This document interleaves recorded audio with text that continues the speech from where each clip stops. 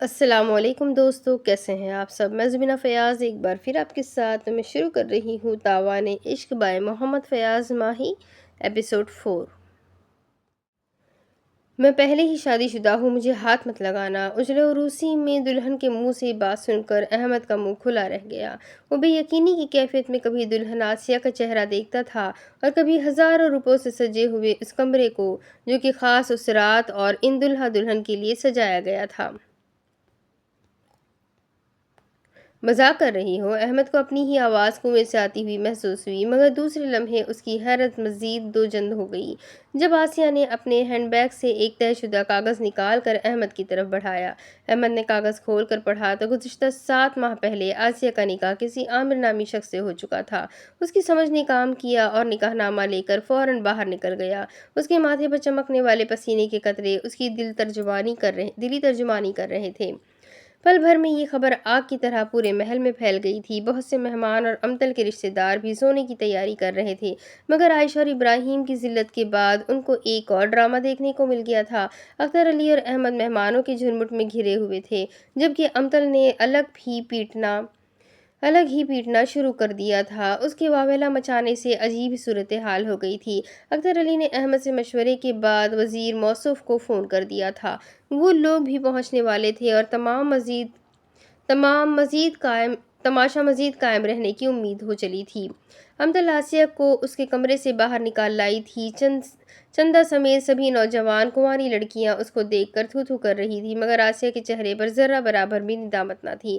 وہ پرسکون انداز میں اپنا تماشا دیکھنے والوں کو دیکھ رہی تھی۔ ارے بے غیرت، ہماری عزت کا ناز کر دیا تم نے۔ امتل اب باقاعدہ آسیہ کو کوسنے لگی تھی۔ اس کے منہ سے بددعاؤں کا طوفان شور کی صورت میں سبھی کو برا لگ رہا تھا، مگر اس لمحے وہ مظلوم تھی۔ اس کے ساتھ بہت ہی زیادتی ہوئی تھی۔ پہلے ہی کسی کے ساتھ مکالمہ کر چکی ہو تو پھر میرے پھول سے بیٹے کے مستقبل سے کھیلنے کی جرأت کیسی کی؟ میں کہتی ہوں رنڈی دھوکے باز، کس جنم کا بدلہ لیا ہے تم نے ہم سے؟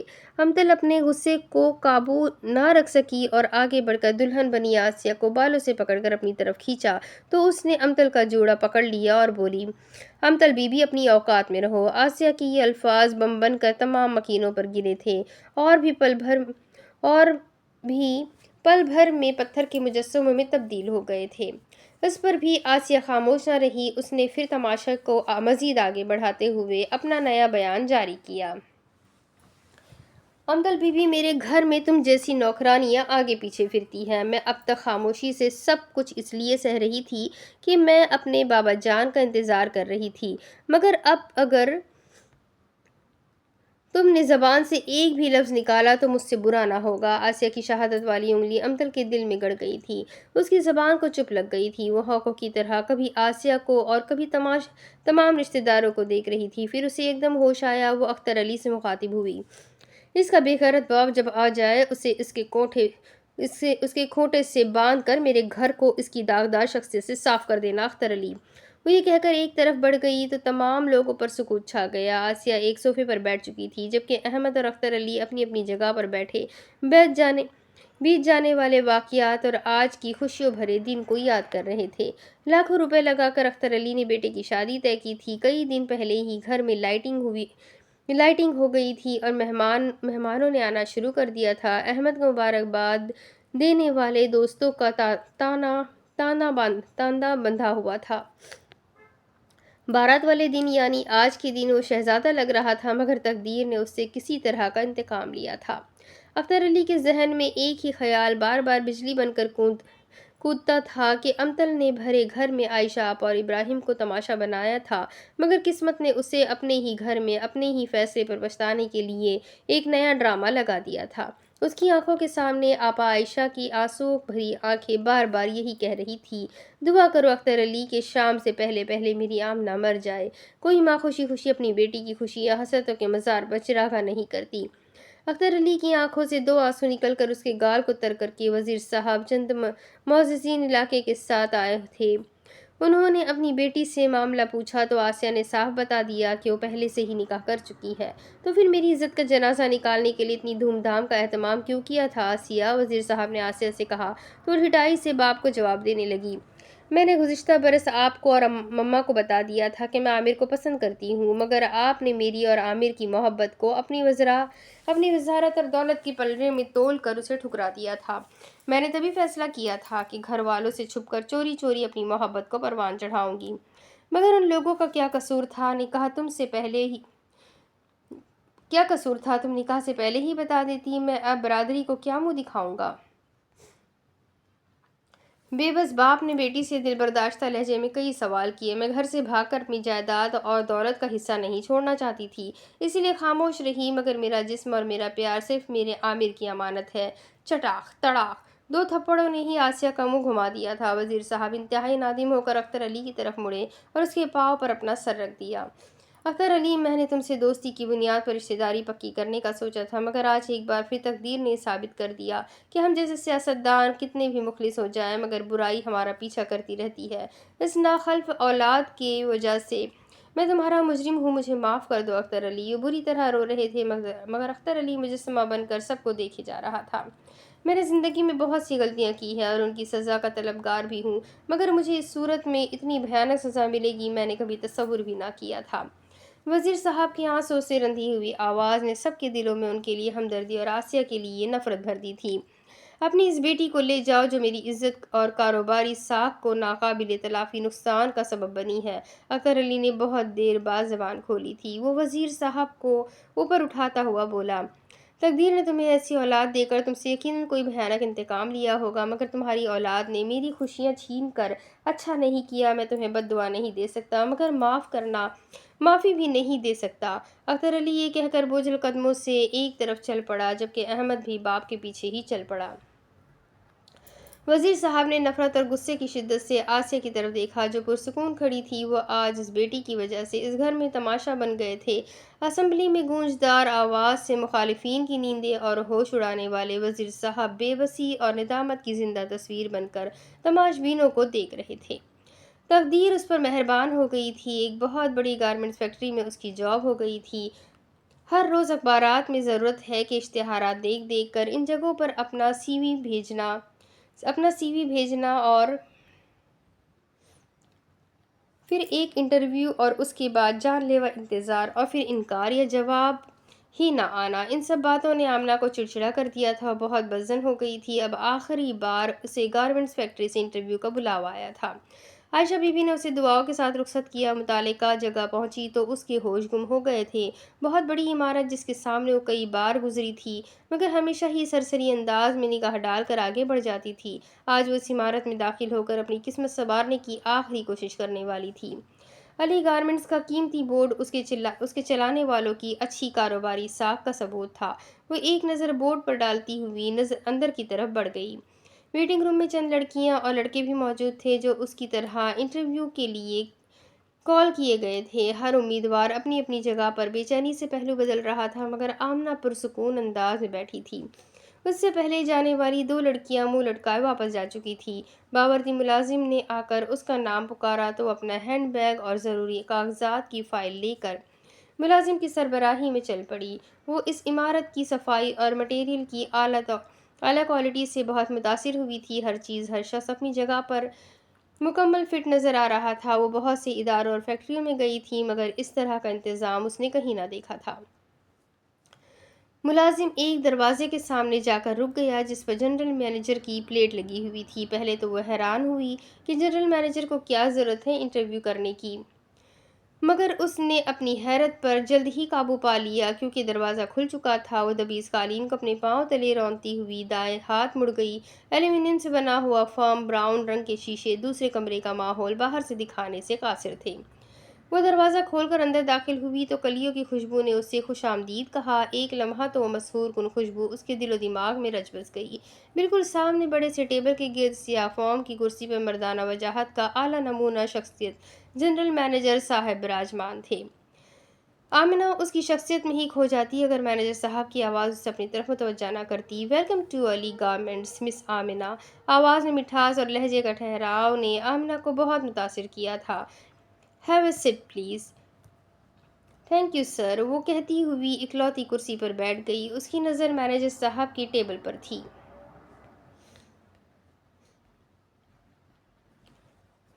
टेबल पर लगी हुई नाम की तख्ती पर गई। अहमद, तो उन साहब का नाम अहमद है। आमना ने सोचा और एक नज़र उठाकर अहमद की दिलावेश शख्सियत का जायजा लेने लगी। खूबसूरत चेहरे पर खून की सुर्खी भरे भरे सुर्ख होंठ, क्लीन शेव चेहरे पर मुकम्मल सजी हुई खूबसूरत नाक और बड़ी बड़ी आंखें, दरमियान में गहरे सियाह बालों की मांग को तरीके से निकाला गया था। उसका काम में आप इस काम में आपका कितना तजुर्बा है? अहमद की आवाज़ ने आमना के कानों में रस घोला तो पूरी तवज्जो से उसकी जानिब मुतवज्जा हो गई। तजुर्बा काम से होता है सर, आप जवाब देंगे तो तजुर्बा होगा, आमना ने सुलझा हुआ जवाब दिया। मगर हमारी रिक्वायरमेंट तो 3 साल तजुर्बा है। जिस शख्स को 3 साल का तजुर्बा होगा वो अपनी जॉब छोड़कर आपको ज्वाइन क्यों करेगा? क्योंकि तजुर्बेकार तो पहले ही जॉब कर रहा है और अच्छी सैलरी भी ले रहा होगा। अहमद उसका जवाब सुनकर लबों पर मुस्कान से जाता हुआ बोला, लगता है ज़िंदगी की हकीकतों का आपको अच्छी तरह अदराक है। आजकल तो ज़िंदगी हकीकत नहीं बल्कि एक ख्वाब समझकर गुजारना पड़ती है। हाँ, अलबत्ता मुझे इंटरव्यूज़ का खासा तजुर्बा है। इतनी डिग्रियाँ और फिर आला तालीम के मज़ीद हुसूल ने हमें ये भुला दिया है कि तालीम और हुनर की इस मुल्क में कोई अहमियत नहीं है। मिस आमिना, मैं आपकी तालीमी काबिलियत से बहुत मुतासिर हुआ हूँ, मगर हमारी रिक्वायरमेंट 3 साला तजुर्बा है। I am sorry. अहमद के मुंह से ये अल्फाज सुनकर आमिना उदास होने की बजाय मुस्कुराने लगी तो अहमद हैरानगी से उसकी तरफ देखने लगा।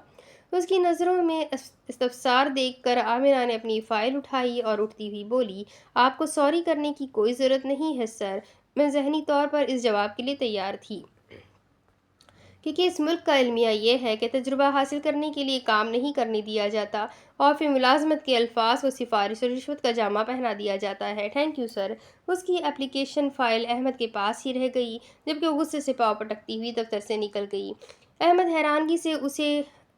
हैरानगी से अभी तक उस दरवाजे को देखे जा रहा था जिससे वो गुजर कर गई थी। उसकी बात ने अहमद को अंदर से हिला कर रख दिया था। ये वही अहमद था जो अख्तर अली का बेटा और आमिना का कज़िन था, मगर इस लम्हे वो दोनों ही एक दूसरे को पहचान ना पाए थे क्योंकि अहमद 10 साल का अरसा यूरोप में गुजार आया था और इससे पहले का अरसा भी वो फुप्पू और उनके ख़ानदान से दूर ही रहा था। उसने आमना को ना पहचाना था क्योंकि उसने जब आमना को आखिरी बार देखा था तकरीबन 15 बरस गुजर गए होंगे। आमना भी अपने कज़िन अहमद को ना पहचान पाई थी क्योंकि उनकी पहचान की राह में वक्त और फासलों की दीवार हायल थी। उसने घर पहुंचकर फाइल मेज़ पर पटक दी और हमेशा की तरह आयशा बीबी ने उसे पानी का गिलास पेश किया। वो दोनों माँ बेटी उस रूटीन की आदी हो चुकी थी। आयशा बीबी आमना की तरफ देखकर मुस्कुराती हुई बोली, उस बॉस के बारे में क्या तासुरात है? उन्होंने हमेशा की तरह पूछा क्योंकि आमना जब नाकाम लौट कर आती थी तो इंटरव्यू लेने वालों के बारे में ये दिलचस्प तासुरात बयान करती थी। शक्ल सूरत तो अच्छी थी, मगर आमना ने अहमद की शख्सियत और दिलचस्प इंटरव्यू पर तबसरा शुरू किया। मगर क्या? वही घिसे पिटे सवाल, तजुर्बा कितना है, इससे पहले कहाँ कहाँ काम किया है, वगैरह वगैरह। आमना के अंदाज बयान से बेजारी झलकती देखकर आयशा बीबी मुस्कुराने लगी। अच्छा, तुम मुंह हाथ धो लो, मैं तुम्हारे लिए खाना लेकर आती हूँ। आज मैंने अचार गोश्त पकाया है। क्या बात है अम्मा, आज तो तबीयत खुश कर दी आपने। अब मुझसे सब्र नहीं होता, बस जल्दी से खाना लाओ। वो उठकर सहन की जानिब बढ़ गई जहाँ लोहे के हमाम से हाथ धोने थे। मेरा पिया घर आया, मेरा पिया घर आया। जुगनू घर में दाखिल हुआ। वो गाना गाने वाले अंदाज में झूमता हुआ आ रहा था। उसके चेहरे पर खुशी दीदनी थी। वो झूम रहा था और साथ साथ गाता भी जा रहा था। आमना और आयशा बीबी के लिए उसका ये अंदाज नया न था, मगर आज उसकी आवाज़ में कुछ नयापन ज़रूर था। आमना ने उसे झूमते हुए रोका और हाथ के इशारे से पूछा, क्या हुआ है आमना बाजी? जुगनू अपने मखसूस अंदाज में दिल की खुशी बयान करने लगा। वो अपने टेढ़े हाथ को नचा नचा कर बताने लगा, वो जो हाफिज जी है ना, वो नूर वली मज़ार वाले। आमना के चेहरे पर हैरत देखकर वो औरतों के अंदाज में माथे पर हाथ मारते हुए बोला, हाय हाय, मेरी किस्मत ही खराब है, अनपढ़ लोगों में फंस गया हूँ। आमिना और आयशा बीबी उसके इस अंदाज पर बुरी तरह मुस्कुराने लगे तो वो और भी तब गया। बात की समझ होती है, वो पूछना शुरू कर देती है, समझ होती नहीं है और पूछना शुरू कर देती है। जुगनू क्या हुआ? आमना मुस्कुराती ही बोली, अच्छा अच्छा, सॉरी, बताओ आज इतने खुश क्यों हो? पहले कानों को हाथ लगाकर सॉरी बोलो। वो नाराज़ लगता था। आमना के कानों को हाथ लगाकर सॉरी कहा تو وہ سیکنڈوں میں مان گیا اور پھر وہی پہلے والے انداز میں گویا ہوا۔ میرا پیا گھر آیا، وہ جو حافظ جی ہے نا، انہوں نے کہا ہے آمنہ باجی کے لیے بہت بڑے گھر سے رشتہ اچھا رشتہ آئے گا۔ عائشہ بی بی مسکرا کر رہ گئی، جبکہ آمنہ جھلے جگنو کو مزید ستانے لگی۔ اچھا، اور کیا کہا ہے حافظ جی نے؟ اس کے الفاظ میں شرارت تھی، مگر جگنو اس گہرائی کو نہ سمجھ سکتا تھا، اس لیے وہ مزے مزے سے بتانے لگا۔ وہ کہتے ہیں آمنہ باجی کو اچھی نوکری بھی مل جائے گی، تم سب کے حالات اچھے ہوں گے، مگر… وہ پریشان ہو گیا، اس کے چہرے پر خوف و خزاں کی جگہ فکر اور اداسی نے لے لی۔ اتنی دیر میں عائشہ بی بی پلیٹوں میں سالن نکال چکی تھی، وہ بہن بھائی کی گفتگو سے لطف اٹھا رہی تھی، مگر جگنو کی مگر پر وہ بھی جگنو کی طرف دیکھ کر رہ گئی۔ مگر کیا؟ یہ سسپنس نہ ڈالا کرو، آمنہ چڑ سی گئی۔ وہ کیا ہوتا ہے؟ جگنو کی سادگی پر وہ مسکرانے لگی۔ اتنے پڑھے لکھے ہو، سسپنس کا نہیں پتا؟ جگنو نے نفی میں سر ہلا دیا۔ اچھا بتاؤ، حافظ جی نے اور کیا کہا تھا؟ اس بار عائشہ بی بی تجسس سے بولی تو ماں کے چہرے کی طرف پیار سے دیکھتا ہوا بولا۔ انہوں نے کہا کہ پہلے پریشانیاں اور دکھ اٹھانے پڑیں گے۔ اس کے منہ سے بات سن کر عائشہ بی بی دل محسوس کر رہ گئی، کیونکہ اختر علی نے انہیں اپنے گھر احمد کی شادی پر مدعو کر کے ان کی پریشانی میں اضافہ کر دیا تھا، اور پھر وہاں جو امتل اور چندہ نے تماشا لگایا تھا وہ بھی ان کے لیے دکھ کا باعث بنا تھا۔ حافظ جی کی کہی ہوئی بہت سی باتیں آمنہ اور عائشہ بی بی کے علاوہ اس آبادی کے لوگوں نے بھی پوری ہوئی دیکھی تھی۔ اب نہ جانے انہوں نے کس پریشانی اور دکھ کی طرف اشارہ کیا تھا، انہوں نے ان خیالات کو ذہن سے فی الوقت جھٹک کر کھانا کھانا شروع کر دیا۔ گھر کے سبھی لوگ اس وقت پوجا پاٹ میں مصروف تھے۔ چوپڑا نے اپنے گھر کے صحن میں بھگوان کی بہت بڑی مورتی سجائی ہوئی تھی۔ یہ پوجا کا خصوصی تہوار تھا، سبھی افراد میں کندن بھی موجود تھا، مگر سب سے الگ تھلگ نہ جانے کیوں اس کا من ان سب باتوں اور ڈھونگی چیزوں سے اچاٹ ہو گیا تھا۔ اس نے قرآن حکیم کو بغور پڑھ لیا تھا، سمجھ لیا تھا، اب اس نے جان بھی لیا تھا کہ اللہ ایک ہے، کوئی اس کا ہمسر یا شریک نہیں ہے، نہ اس نے کسی کو جنا ہے اور نہ ہی کسی نے اس کو پیدا کیا ہے، وہ ہمیشہ سے ہے اور ہمیشہ ہی رہے گا، وہ تب سے ہے جب کچھ بھی نہ تھا اور تب بھی ہوگا جب کچھ بھی نہ ہوگا۔ ایک پتھر کی بے جان مورتی کو پرستش اور پوجا پاٹ سے بھگوان بنانے والے یقیناً اس بات سے بخوبی واقف تھے کہ یہ بت انہیں نہ کوئی نفع دے سکتے ہیں اور نہ ہی نقصان، مگر پھر بھی اجداد سے چلتا ہوا سلسلہ ان لوگوں کو برقرار رکھنا تھا۔ کندن کے ذہن میں اس وقت قرآن کریم کی آیات گونج رہی تھی۔ میں وہ خدا ہوں جس کے سوا کوئی معبود نہیں، جنہوں نے اللہ کی راہ میں کوشش کی اللہ ان کو اپنا راستہ دکھاتا ہے۔ اللہ کسی قوم کی حالت نہیں بدلتا جب تک وہ خود اپنی حالت نہ بدلے۔ اس آخری آیت کے ذہن میں آتے ہی کندن کی حالت غیر ہونے لگی تھی، اسے دکھاوے اور ڈھونگ سے اس سے نفرت ہونے لگی تھی۔ وہ اپنی جگہ سے اٹھا اور اس سے پہلے کہ وہاں سے جانے کے لیے قدم اٹھاتا، اس کے دل و دماغ میں ایک ہی فکرہ گونجنے لگا، اللہ سب سے بڑا ہے، اللہ سب سے بڑا ہے، اللہ سب سے بڑا ہے۔ اس کا دماغ گھومنے لگا تھا، سر چکرانے لگا، بے اختیار اس کی شہادت کی انگلیاں آسمان کی جانب اٹھی اور وہ بے اختیار ہو کر پکار اٹھا، اشہد ان لا الہ الا اللہ واشہد ان محمدًا عبدہ ورسولہ۔ پھر اس کی ٹانگوں اور ذہن نے اس کا ساتھ چھوڑ دیا، وہ تیورا کر گر پڑا، مگر چوپڑا خاندان کے افراد کی پیشانیوں پر حیرت، استعجاب اور فکر مندی کی لکیروں کو واضح کر گیا تھا، کیونکہ بھجن گانے کی آواز میں اس کی آواز کی گونج نے سب کو اپنی طرف متوجہ کر لیا تھا۔ ایمبولینس آ گئی تھی، اسے ہسپتال لے جایا گیا، ایمرجنسی میں ڈاکٹرز کی ماہر ٹیم نے معائنہ کیا تھا، معائنے کے بعد اس بیماری کو نہ سمجھتے ہوئے ہاتھ کھڑے کر دیے تھے۔ بے ہوش کندن کو ایک خصوصی کمرے میں شفٹ کر دیا گیا تھا، اس کا بڑا بھائی موہن چند اس کے پاس تھا، وہ بھی کندن کے منہ سے نکلنے والے الفاظ کو بغور سن چکا تھا۔ پڑھا لکھا ہونے کی وجہ سے وہ جانتا تھا کہ مسلمانوں کے کلمہ شہادت کے الفاظ تھے، مگر کندن کی زبان سے بے اختیار ہو کر کیوں نکلے؟ اس بات کا جواب گھر کے کسی فرد کے پاس نہ تھا، اس کا جواب تو صرف کندن ہی دے سکتا تھا، جو موہن چند کے سامنے بے ہوش ہوا پڑا تھا۔ پرساد چوپڑا اس وقت پریشانی کے عالم میں گھر کی راہداری میں ٹہل رہا تھا، مہارانی بھی ایک جگہ پر اپنی فکر مندی جبی کے ساتھ اپنے پتی کو دیکھ رہی تھی، جبکہ پوجا بھابھی اپنے کمرے میں کھڑی تھی، وہ بھی کندن کی وجہ سے فکر مند اور پریشان تھی، کیونکہ وہ چاہتی تھی کہ اس کی بہن کاجل کندن کی پتنی بن کر اس گھر میں چھوٹی بہو کی حیثیت سے راج کرے، مگر کندن نے سب کو گھما کر رکھ دیا تھا۔ प्रसाद चोपड़ा के मोबाइल पर बेल हुई तो मोहन चंद का नंबर देखकर उसने जल्दी से राब्ता किया। हाँ मोहन, कहो क्या हुआ? पिताजी, कुंदन को होश आ गया है, वो बिल्कुल नॉर्मल है और डॉक्टरों ने उसे घर आने की इजाज़त भी दे दी है। दूसरी तरफ से मोहन चंद की पुरजोश आवाज़ सुनकर प्रसाद चोपड़ा ने भी भगवान का शुक्र अदा किया। मैं कुंदन को लेकर घर आ रहा हूँ, आप लोग फिक्र ना करें। दूसरी तरफ से राब्ता मुनक़ता हुआ तो प्रसाद चोपड़ा पुरजोश अंदाज में महारानी को बताने लगा और फिर भागता हुआ लॉन में सजाई गई भगवान की मूर्ति के सामने सजदा रेज़ हो गया। महारानी ने भी उसकी तकलीफ की। कुछ देर बाद मोहन चंद की कीमती गाड़ी महल में दाखिल हुई तो कुंदन उसमें से हमेशा की तरह खुशबाश उतरा। बिल्कुल ऐसे था गोया कुछ हुआ ही नहीं, या फिर अगर कुछ हुआ था तो उसे याद ही नहीं। प्रसाद चोपड़ा आगे बढ़कर कुंदन को गले लगाता हुआ बोला, मैं तब ख्वाब को भूलकर हकीकत का सामना करने वाले अपने बेटे को नई जिंदगी की मुबारकबाद देता हूँ। नई जिंदगी? कुंदन के लहजे में हैरत का अंसर नुमाया था। मैं तो भगवान की पूजा कर रहा था कि अचानक मुझे चक्कर आ गया। मेरा तो ख्याल है कि मेरा मामला इतना सीरियस नहीं है, आप लोग तो खामखा ही परेशान हो गए। कुंदन के मुंह से भगवान की पूजा के अल्फाज सुनकर महारानी और चोपड़ा ने सुकून का सांस लिया। तुमने वाकई कोई जागती आंखों से सपना देखा होगा मेरे लाल, मुझे तो तुमने परेशान कर दिया था। महारानी की ममता भरी बात में मिठास थी। कुंदन ने महारानी के पाँव को छूकर इन सब के मन में आने वाली खोट को धो डाला था। अब वो अपने कमरे की तरफ बढ़ गया तो सभी लोगों ने पुरसुकून सांस खारिज करते हुए उसे जाता देखा। मेरा ख्याल है पिताजी, मोहन चीज़ की बात पर माता पिता उसकी तरफ मुतवज्जा हुए।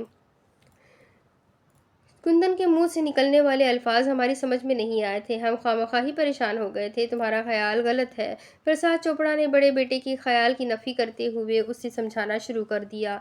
हम जो भजन गाते हैं, जो श्लोक भगवान की तारीफ में पढ़ते हैं, वो उन अल्फाज से बिल्कुल ही मुख्तलिफ और निराले हैं जो कुंदन ने अदा किए थे। महारानी भी सर हिलाती हुई बोली, मैंने बगौर वो अल्फाज सुने थे जो मुसलमानों की मस्जिदों में अजान के दौरान अदा होते हैं, मगर इन अल्फाजों का कुंदन से क्या ताल्लुक? मोहनचंद हकीकत से मुनहरिफ होने की कोशिश कर रहा था। इन अल्फाज और मामूली वाक़ये को अहमियत दो मोहनचंद, मुझे ये मामला बहुत गंभीर लगता है। प्रसाद चोपड़ा की आवाज़ में छुपा हुआ डर उसकी बीवी और बेटे ने भी महसूस किया था। उसकी दोस्तों की फहरिस्त बनाओ, उसके अहबाब में कौन कौन से लोग किन किन मज़ाहब से ताल्लुक़ रखते हैं, किसका ताल्लुक़ किस बात और किस बरादरी से है। मुझे इन तमाम बातों की तफासील से जल्द अज जल्द आगाह करो। बस समझ लो कि ये सिर्फ तुम्हारी ड्यूटी है और भगवान की कृपा से इस अच्छे काम के लिए तुम्हें चुना गया है। प्रसाद चोपड़ा का लहजा अटल था, क्योंकि कुंदन ने उनकी साख और इज्जत की धज्जियां बिखेरने की वार्निंग अजीब व गरीब अल्फाज में दी थी। चोपड़ा खानदान का बड़ा मकाम था, हिंदुस्तान के कई बैंक उनके पैसे से चलते थे। शोबिस कारोबार और दिगर तमाम उमूर में इस ख़ानदान को मरकज़ी अहमियत हासिल थी। चोपड़ा नहीं चाहता था कि ये बात बाहर निकले और इसकी ज़ात बिरादरी में सबकी हो। उसने मोहन चंद की ड्यूटी लगाकर सख्ती से अमल दरामद करने की हिदायत कर दी थी। कुंदन अपने कमरे में पहुंचा तो उससे अपने कहे हुए अल्फाज और वो पूरा वाक़या याद क्या आ गया, बल्कि वो उस लम्हे को भूला ही न था जब उसके सामने खाने काबा का अक्स उभरा तो भी इख्तियार बोल उठा था। उसे खुद पर काबू न रहा था। उसके खून ने जोश मारा और खाने खुदा को देखते हुए उसके दिल की आवाज़ होठों पर आ गई थी, मगर कुंदन के दिल की दुनिया उथल पुथल हो चुकी थी।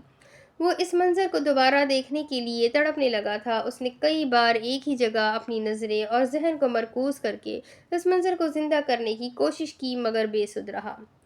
उसके दिल को करारदाद और जहन को सुकून की ज़रूरत महसूस होने लगी थी, मगर नींद उसकी आंखों से कोसों दूर थी। वो कमरे में बेदिली और बेकरारी के आलम में टहलने लगा था। वो अपने दिल को दाएं हाथ से सहलाने लगा। उसका अंदाज बिल्कुल उस माँ जैसा था जो रोते हुए बच्चों को अपने ममता भरे दस्त शफकत से सहला कर सुलाना चाहती है। वो अपने दिल की बेकरार कैफियत को कोई भी नाम ना दे रहा था। अचानक उसके जहन में झमाका हुआ। वो वॉश बेसिन की तरफ बढ़ा और आस्तीन चढ़ाकर वजू करने लगा।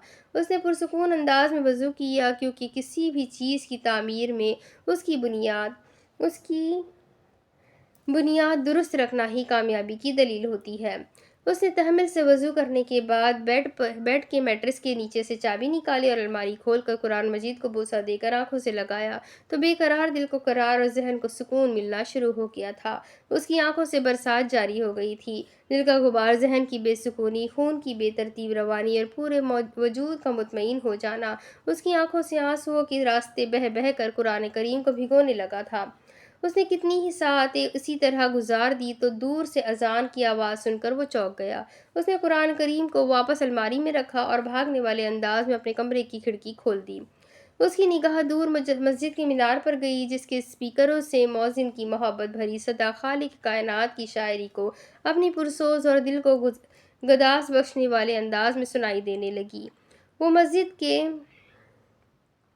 اکلوتے مینار کو بھی غور سے دیکھنے لگا جو بالکل الف کی طرح سیدھا کھڑا تھا اور اللہ کی وحدانیت کا پرچار کر رہا تھا۔ اس کی نظریں آسمان کی بلندیوں پر اڑتے ہوئے پرندوں پر گئی جو بظاہر تو چہچہا رہے تھے مگر ان کی معصوم صدائے اللہ اللہ کی پکار بن رہی تھی۔ اس کی نظریں اپنے لان میں کھلے ہوئے پھولوں پر گئی تو وہ بھی مسکراتے ہوئے کھلتے ہوئے رب تعالیٰ کی حمد و ثنا میں مصروف دکھائی دیے۔ اذان ختم ہو چکی تھی مگر کندن بت بنا کھڑکی میں ہی کھڑا تھا۔ وہ کائنات کے ذرے ذرے میں رب تعالیٰ کو محسوس کر رہا تھا۔ اس نے بے اختیار ہو کر گردن چھکا کر دل کی طرف دیکھا، وہ بھی اللہ اللہ کی صدا بلند کرتا ہوا محسوس ہوا۔ کندن کی آنکھوں سے آنسو ایک بار پھر جاری ہو گئے تھے۔ وہ اپنے وجود کی بدلتی ہوئی کیفیت کو کوئی بھی نام دینے سے قاصر تھا۔ اسے یاد آیا کہ کتنے ہی دن گزر گئے ہیں، خلیل احمد سے کوئی رابطہ نہیں ہوا، کیوں نہ اس سے رابطہ کیا جائے۔ اس نے خیال آتے ہی اپنا موبائل نکالا اور خلیل احمد کو فون کرنے لگا مگر بار بار یہی جواب ملتا تھا کہ آپ کا مطلوبہ نمبر اس وقت آف ہے۔ وہ سمجھ گیا کہ خلیل احمد نماز پڑھنے گیا ہوگا۔ اللہ تعالیٰ جس کسی پر مہربان ہوتا ہے اسے دین کی سمجھ عطا کر دیتا ہے، اپنے عشق کی رتبہ عطا کر کے بندے کا ظرف دیکھتا ہے۔ وہ دیکھتا ہے کہ میری طرف قدم بڑھانے والا میری رحمت اور برکتوں سے فیضیاب ہونے کے لیے کس نیت اور ارادے سے میری طرف بڑھ رہا ہے، مگر اس کے شرائط اور قانون انوکھے ہوتے ہیں۔ وہ قادر مطلق ہے، ہر چیز پر اس کی حکومت ہے، ہر چیز پر نفس اس کے بنائے ہوئے قانون کے تابع ہے۔ وہ دعائیں مانگنے والوں کے نیک ارادے بھاپ کر ان کی تقدیریں بدل دیتا ہے، مگر آج تک اس کا کوئی ہمسر پیدا نہیں ہو سکا اور نہ ہوگا۔ کوئی بھی ایسا نہیں ہے جو اس کے بنائے ہوئے کسی بھی قانون میں تبدیلی کی جرأت کر سکے۔ وہ ہر چیز پر قادر ہے۔ قرآن کریم میں ارشاد فرماتا ہے کہ عورتوں کو نامحرم مردوں سے پردہ کرنا چاہیے، حجاب میں اپنا چہرہ چھپانا چاہیے، مگر اس کا قانون اس کے حکم پر اسی کے گھر میں بدل جاتا ہے۔ عمرہ اور حج کے دوران طواف کعبہ کرتے وقت حکم ہے کہ عورت اپنا جسم لپیٹے مگر چہرہ ننگا ہونا چاہیے۔ وہاں لاکھوں غیر محرم ایک دوسرے سے کندھے سے کندھا چھو کر طواف، سعی یا منع میں حج و عمرہ کے فرائض و نفائل ادا کرتے ہیں۔ پانی بیٹھ کر پیو مگر زمزم کا معطر و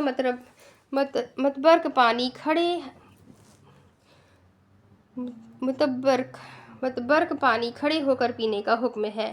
یہ اس کے قوانین ہیں جنہیں کوئی نہیں بدل سکتا۔ وہ اللہ ہے جس کی کسی کو سمجھ نہیں ہے مگر سمجھداروں کو اس کی بہت سمجھ ہے۔ وہ اپنی طرف قدم بڑھانے والے کو اپنی محبت اور رحمت سے نوازتا ہے۔ موسیٰ علیہ السلام سے طور پر گفتگو کلام اور اپنے پیارے محبوب سیدنا محمد مصطفیٰ صلی اللہ علیہ وسلم کو اپنے پاس عرش بری پر بلوا کر گفتگو اور دیدار بھی کرواتا ہے۔ کسی کو تشنا رکھتا ہے تو کسی کے لبوں اور قلب کو اپنی حب سے سیراب کر دیتا ہے۔ اس کی راہوں پر چلنے والے گرد آلود پاؤں کے نیچے آنے والی مٹی کے ذرے بھی رحمت خداوندی کے حقدار بن جاتے ہیں۔ کندن کو ان راہوں پر چلنے کے لیے کسی کامل مرشد کی ضرورت تھی مگر اس سے پہلے اس کی نیت اور نیک ارادے کا عمل دخل اس کی آنے والی زندگی میں بہت اہمیت کا حامل تھا۔ بیت اللہ کی رتی برابر جھلک نے ہی اسے ہوش سے بیگانہ کر دیا تھا۔ اگر اللہ تعالیٰ اپنے ابتدائی اور بنیادی قانون کے مطابق اسے اپنے محبوب اور باعث تخلیق کائنات، جان کائنات، رحمت دو عالم، معطر و مطہر، شفیع الرحم، صاحب جود و کرم، غریب و یتیموں کے والی، سرور قلب و سینہ حضور مدینہ سرکار و کائنات حضرت محمد مصطفیٰ صلی اللہ علیہ وسلم کے میٹھے میٹھے پیارے پیارے گنبد خضرا کا معمولی سا دیدار بھی کرا دیتا تو شاید کندن اپنے ہی گھر میں اپنے ماتا پتا کے سامنے تڑپ تڑپ کر جان دے دیتا۔ اللہ تعالیٰ اپنی ذات سے محبت کرنے سے پہلے اپنے محبوب کی عظمت و بڑائی اور اس کی شناخوانی کا حکم دیتا ہے۔ وہ بار بار قرآن کریم میں ارشاد فرماتا ہے کہ جس نے رسول کی اطاعت کی اس نے میری اطاعت کی۔ وہ خود اپنے محبوب کی مدح خوانی کرتا ہے۔ قرآن کریم میں کئی جگہوں پر اس نے اپنے پیارے گو محبت بھرے کئی ناموں سے پکارا ہے۔ اذان میں ان کا نام، نماز میں آقا علیہ الصلاۃ والسلام پر درود کو لازم کر کے اس بات پر زور دیا گیا ہے کہ اے ایمان والو، اللہ تعالیٰ اور اس کے فرشتے آپ پر درود و سلام پڑھتے ہیں، تم بھی آپ صلی اللہ علیہ وسلم پر درود و سلام پڑھو۔ یہ سب دائرہ اسلام میں داخل ہونے کے لیے بنیادی چیزیں ہیں، مگر ان سب باتوں اور رب واحد کے قوانین سے آگاہی کے لیے کندن کو بہت محنت سے کسی اللہ کے سفیر کو ڈھونڈنا تھا جو کندن کو معرفت حق سے متعارف کروا سکے۔ وہ ہندو گھرانے میں پیدا ہوا تھا، اس کی عمر بتوں کو پوجتے گزر رہی تھی، مگر قرآن کریم کو محبت و احترام سے پڑھنے پر اس کی قسمت اس پر مہربان ہو گئی تھی۔ اسے گھر میں ہی دیدار بیت اللہ کا شرف حاصل ہو گیا تھا، مگر اس چھوٹی سی جھلکی نے اس کے ذہن اور دل کو سکون بخشنے کی بجائے اس کی تشنگی کو اور بڑھا دیا تھا، اس کے دل کو تڑپا دیا تھا۔ اس کی دھڑکنیں بے ترتیب ہو گئی تھیں، اس کی سانسیں ناہموار ہو کر اس سے ناطہ توڑنے کی کوشش کرنے لگی تھیں، آنکھیں چندھیا کر کسی اور منظر کو دیکھنے سے انکاری تھی۔ اس سے پہلے کہ اس کی بے قرار روح بے چین روح اس کے جسم کا ساتھ چھوڑتی، وہ بے اختیار شہادت کی انگلی آسمان کی طرف کر کے کلمہ شہادت کے الفاظ پکار اٹھا تھا، جبکہ اس نے زندگی میں کبھی بھی ان الفاظ کو نہ پڑھا تھا۔ تو اب اس کے آگے کی کہانی میں آپ کو اگلے ویڈیو میں سناؤں گی کہ آگے کیا ہوگا۔ یہ جاننے کے لیے میرے ساتھ بنے رہیں۔ ناول بہت مزیدار ہے، تو جلدی سے ویڈیو کو لائک کریں، چینل کو سبسکرائب کریں، بیل آئیکن کو ضرور دبائیں، کمنٹ کر کے ضرور بتائیں کہ آپ کو یہ ناول کیسا لگ رہا ہے۔ تو ملتے ہیں اگلے ویڈیو میں، تب تک کے لیے اپنا خوب سارا خیال رکھیں، مجھے بھی دعاؤں میں یاد رکھیں۔ اللہ حافظ۔